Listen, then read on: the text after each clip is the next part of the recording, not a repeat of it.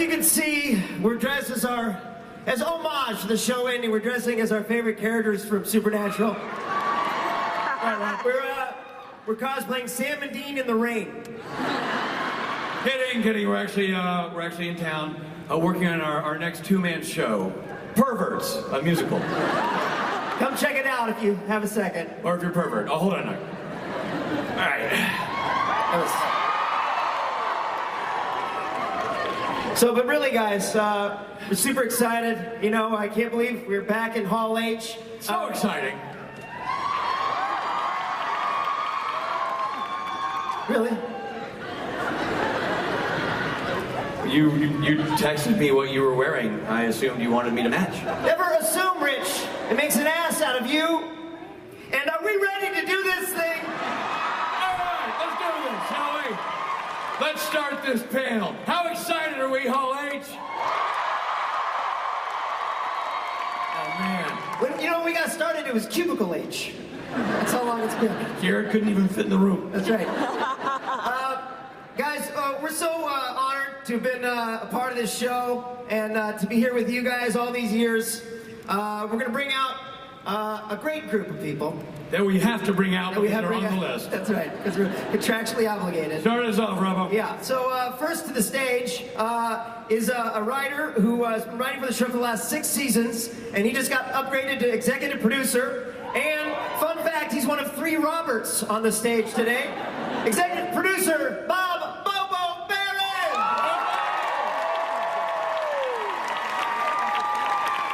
There he is. We heart Bobo. Next to the stage, this seasoned writing duo has given us countless beloved characters and dynamic moments on screen for years. They are none other than executive producers, Brad Buckner and Eugenie Ross Leming.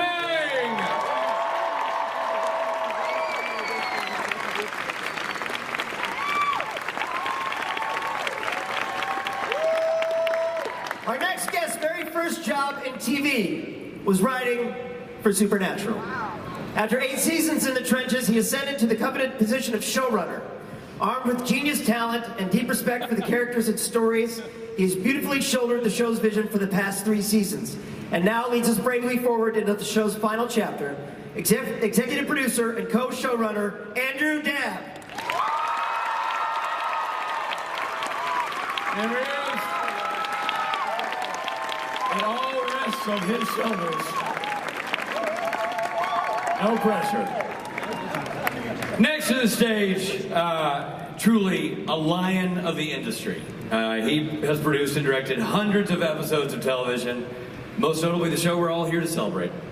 Ever since the pilot got picked up by the network formerly known as the WB, he's been there, crafting the stories both in the writer's room and behind the lens. If you love this show, you have this man to thank.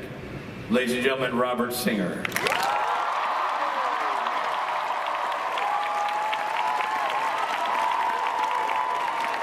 Co-showrunner, executive producer, and director extraordinaire. And the Robert trifecta is complete. You know, I co-wrote that speech, Bob. I get nothing. I got a kiss from Bob. I know. I can die now. In the short time this actor has been on the show, he's endeared himself to fans and veteran actors alike. Dry wit, raw talent abound. A welcome member of the Supernatural family and the sole representative of Canada on the stage today, Alexander Calvert. Big Al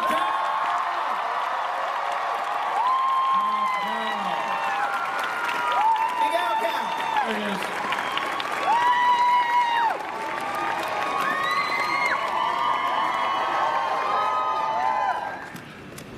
The next guy we're bringing out is truly one of a kind.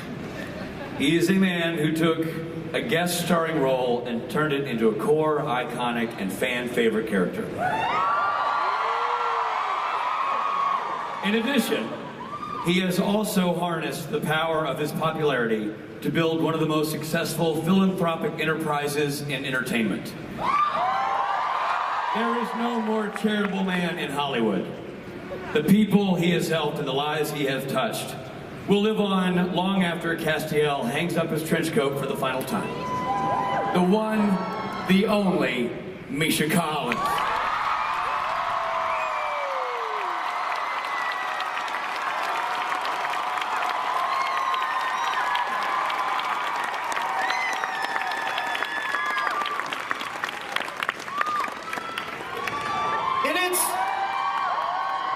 In its storied history, television has generated a rare few epic brother duos. Bo and Luke Duke. Jamie and Tyrion Lannister.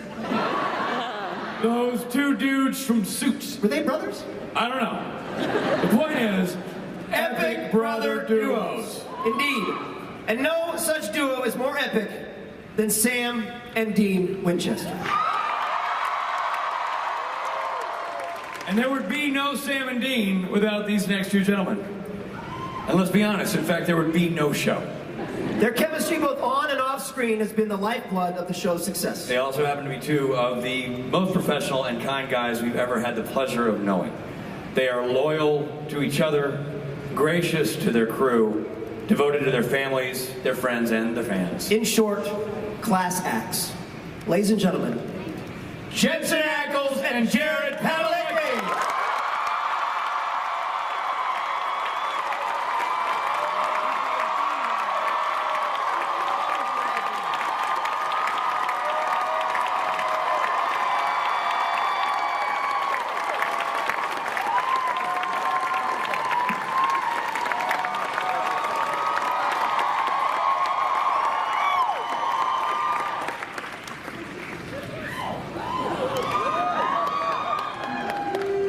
Wow. Well, good night, everybody. All right, let's get into some questions. What do you say? So first, we'd like to ask Jared and Jensen, just where your head's at. You grew up with the show, and now it comes to an end. How you feeling about it all? That's so mean to start with us. I'm trying not to cry. That's our goal. Just be me. Can we all just start crying and so I don't feel so bad? I mean, Jensen was talking about how much he'd love to answer the question first. I will say, well, first, good morning, everybody. Thanks for being here with us and making this really a special final time here as a Supernatural panel. I'm really nervous right now, and I how many times have we done this? A lot. And I don't think I've ever been nervous, and now I'm nervous, and I don't know why. But it feels good to feel something.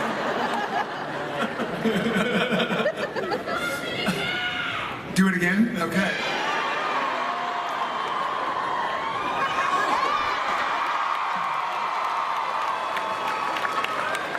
I'm not going to miss that. No. It quickly devolved from an emotional, heartfelt comment on the end of this series to a striptease in true Supernatural fashion. Well, I think Jared clearly has a future as a toupee model. I think it's nailing that. That's right. But there's a lot of weight behind this. I mean, you guys you basically grew up as actors and as people on this show. Your lives are inexorably linked to each other and to the crew you've worked with. As it comes to this epic chapter, when you reflect back on it, what is your takeaway from the experience overall? I mean, that is the most grand question of all time. Pretty much. How's your life So been, after guys? becoming a father and a parent and an actor, what is the meaning of life? Jared and Jensen? Well, my follow-up question is, what's your favorite color? So, Blue. Go blue. In all honesty, I feel Jensen.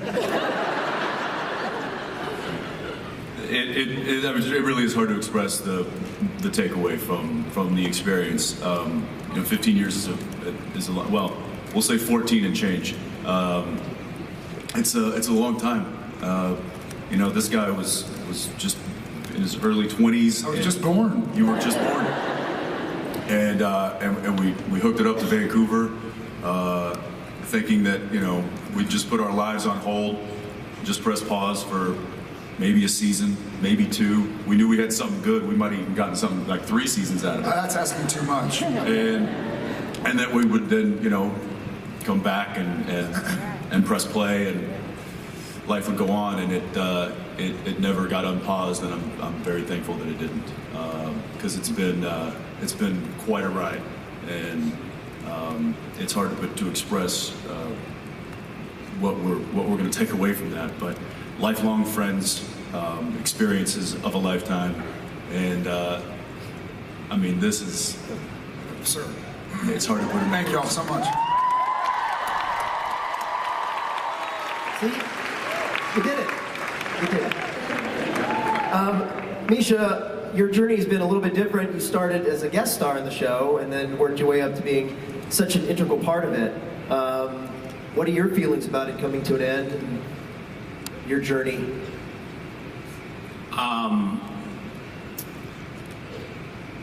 You know, when I got on the show, I just recently found a gold card. It's these 3x5 note cards that I write around New Year's.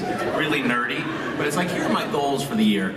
And the year before I got on Supernatural, I had written this goal of I'm a regular on a show that is creatively fulfilling, and I become lifelong friends with my castmates.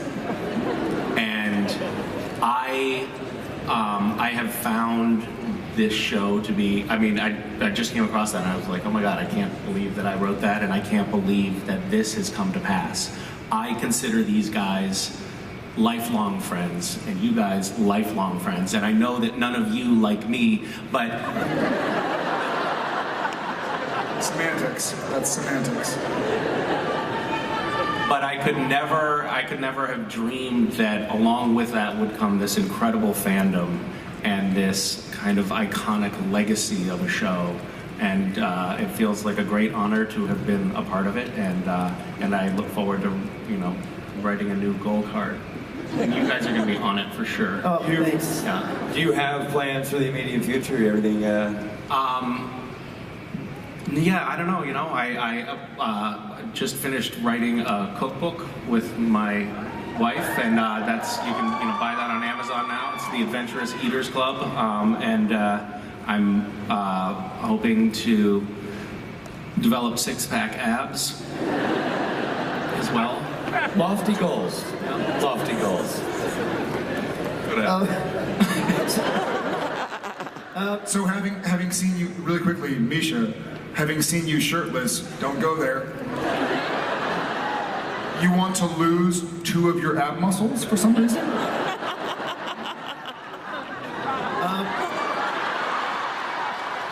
Alex, Big Al Cal. I've seen the manips. I've seen the photo manips. A few of them. You're usually pretty ripped, and those chains and stuff. Al, Big Al Cal. Yeah, let's follow up on the nipple question. Yeah. That's great, thank you. We have it on our notes here. After nipple, go to Al. If Jared goes to nipple, immediately go to Alex. Thanks, guys. So, what about you, buddy? You got any plans yet? What about How are your abs? what about Jack's journey at the end of Good save there, buddy. at the end of last season? The guy who played God was not very nice to you. Did a real beehole. Yeah, I've heard some not so great things about both the character and the person. Well, so that's not fair. Yeah. That's not fair to say, Al. Where do you see Jack going this year? Can I confirm that Jack is back in some capacity? Why are you asking them? About last time. Anyone can chime in here. Yeah, Jack had a real, not so great end to the season, but yeah, I don't know. For me, I think Jack's journey and mine on this, my small part on this show, has just been truly incredible. So I'm just excited for all of these people and for you guys as well, just to really see this journey come to an end. Yeah. Love you, Jack. Well, we love having you on the show. It's been a great addition to the cast. Bob, Mr. Singer. I'm sorry. One of the three Bobs. Bob number one, we'll call you. You've been around, minus the pilot for the whole run of the show. You also have a long and history journey through the annals of television with your career. This is a rare breed, a show that lasts this long, that has maintained its original cast. So much of its crew is still the original crew. It's hard to do, I would imagine, but how do you explain this lightning in a bottle phenomenon? Like this never happens. What made you unique in this scenario? Well, first of all, I want to say that what I'm worried about mostly is that this time next year you guys will be looking for a gig. So. And we have your number. Okay. Well, I think you start with Jaren Jensen. When you cast these shows, you don't know. Is there going to be? You could have two great actors who have no magic in a bottle in them. These guys, right from the jump, you just believe them. They're close personally. They're closest characters, and over the course of 14 seasons, you're going to have some scripts that are less good than others, but they always give their level solid best, and they carry us through. The ones that maybe, not as good as the French Mistake. I think the other thing was, I think Eric created these two characters, and Eric and I worked together closely for the first 5 years, and I think there was Yeah, let's hear it for Eric.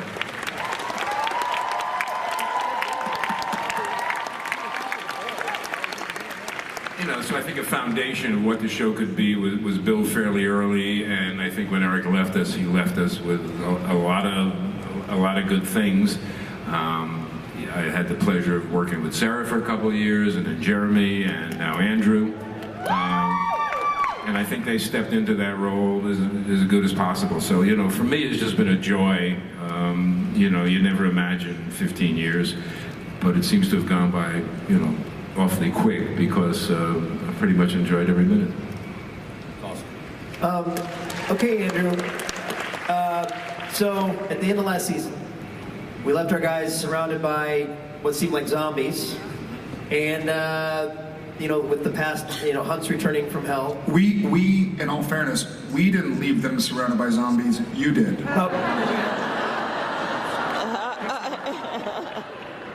Deal with it.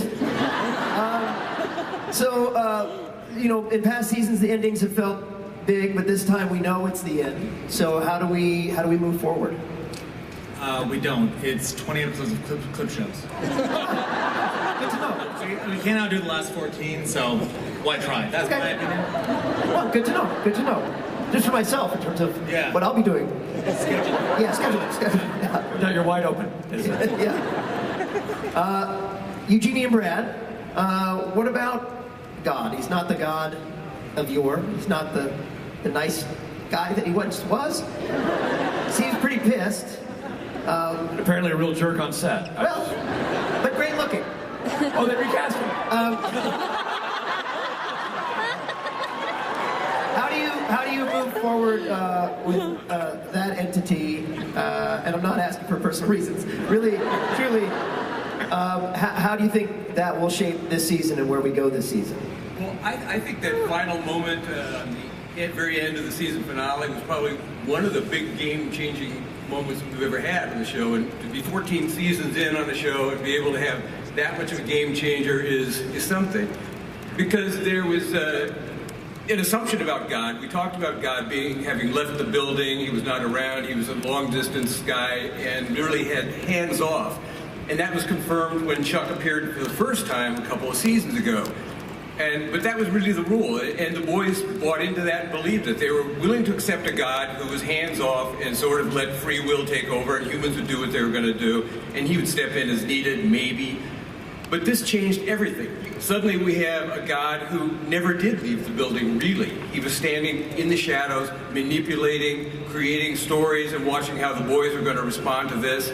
So this really messes with your entire belief system. When you believe one set of things and it's bad enough to not buy into the whole thing about God is all-seeing, all-knowing, all-powerful, but had left the building, and now everything changes because you can't even accept what he told you initially was the truth. That turned out not to be the truth. That he's very actively an opponent. You're living your life basically on quicksand. You don't know if any step you're taking is an authentic step that you're initiating yourself, or is everything an illusion or pre-planned by this kind of diabolical deity. So for all of us, it's kind of, I know it's a big, it's a funny show, really.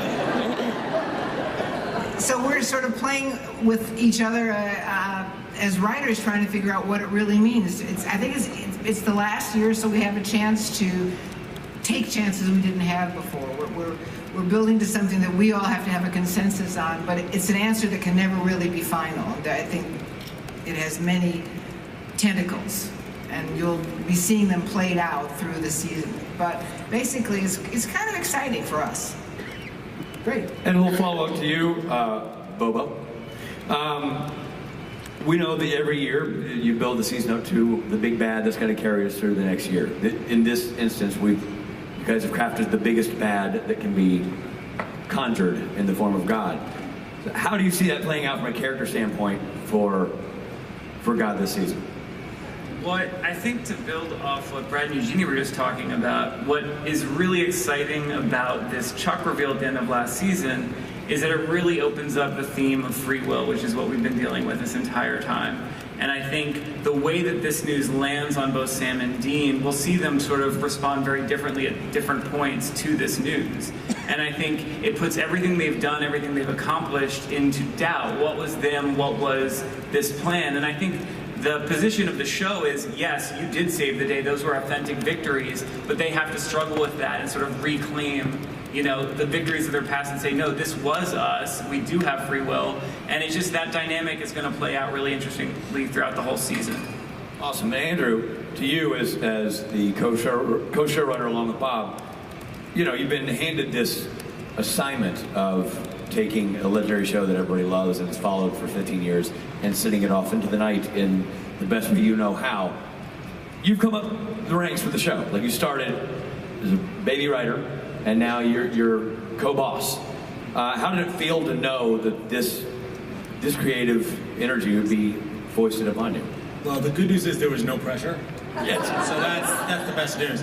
No, I've been on the show for 12 years, and I worked with Eric and Sarah and Jeremy. And Newbie. Yeah. And Bob's like, no, that doesn't count. But the show's been a real part of my life. First time I've had in television, possibly last. We'll see how it goes. And so to have the honor to kind of end it along with Bob and Brad and Jeannie and Bob and everybody on the stage, minus one. It's just really, it's really exciting and scary. And I think, the things we have in mind, I think, I would guess about like 30% of people would be really happy. Yeah. Aim to please a third. That's our motto. Don't go for the majority. Just go for So 7 out of 10 of everybody in this room is going to be pissed. Yeah, it's going to be. Oh, if you thought Game of Thrones was angry, yeah, I mean,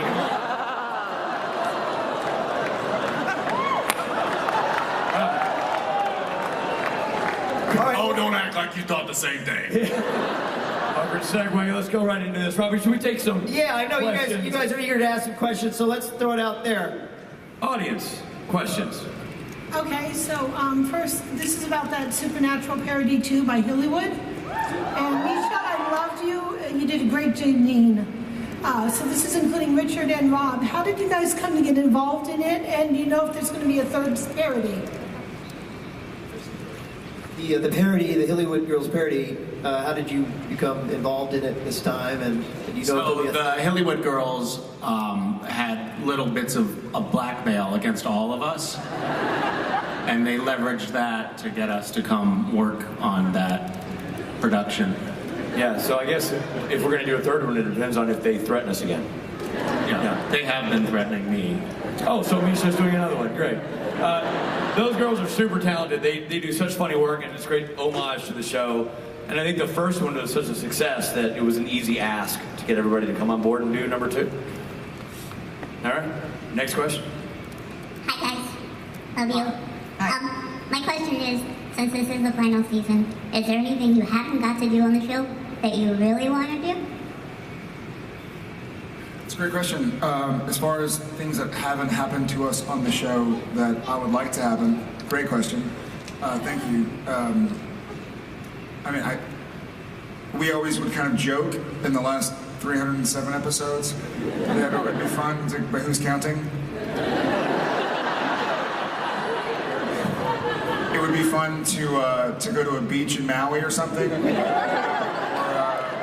or do do laundry in our underwear in a laundromat somewhere.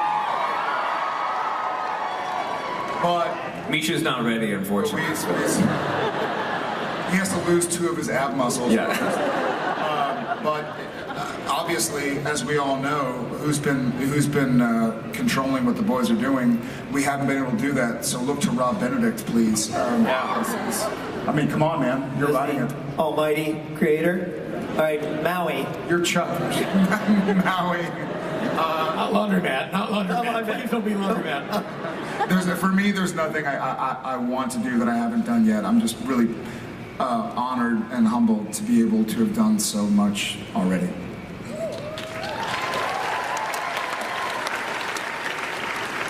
Maybe take the Impala to the track. Get a little spending money for the boys. I like that. Win a t-shirt. I don't know. Are we not spitballing up here? No, that's it. I like win a t-shirt. Scribbling notes. Wet t-shirt contest with Misha. Maybe they go to Cabo and get trapped in a foam party. I don't know. We're working things out. We're just working things out. We're not there yet. Yes, ma'am. Hi guys, thank you so much for the 15 incredible years. I've loved you guys since day one. My question is for Jared and Jensen. When all is said and done and you look back on the last 15 years, what are you most proud of the legacy that you started?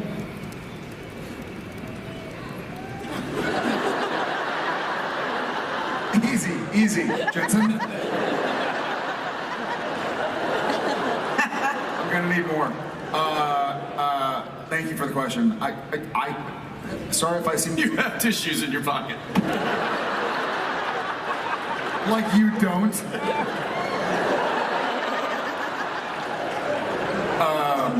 This is a really unique feeling. We've been up here a few times. We've been really lucky. And the gang at Comic-Con has been outstanding. This is a really weird sensation. I keep on sort of going and having out-of-body experiences, wondering why there are so many people looking towards all of us on stage and going like, oh wow, like, this is a cool thing. We're not going to be here next year. So I feel like the relationships I've been able to build, met a couple of my best friends. I also met Richard Speight. But I also met people I really enjoy. I also met this girl named Genevieve. In Europe. Had some kids, got really tired, got a few gray hairs when they wouldn't stop waking up in the middle. For me, the legacy is going to be, he and I had talked about this, and we actually talked about this for about 2 or 3 hours last night, about the show and about how lucky we are, and we still have a job to do. But I feel like I'm really lucky because my friendships won't go away, and Sam Winchester, for me, won't go away. He'll be a part of me forever. And, you know, so...